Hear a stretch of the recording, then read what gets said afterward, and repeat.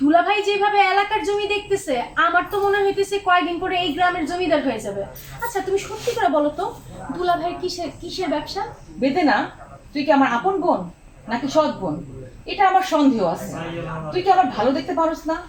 আসলে তুই আমার স্মার্টনেসটা সহ্য করতে পারছিস না।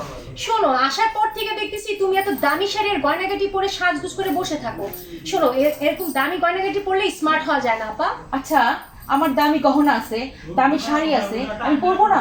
আর দামি শাড়ি দামি গহনা না পরলে কেউ স্মার্ট হয়? আর তাছাড়া তোর দুলাভাই তো দামি দামি গহনা খুব পছন্দ করে। ও তো অনেক স্মার্ট, ও তো আমার স্মার্ট বানানোর জন্য পাগল হয়ে থাকে সব সময়।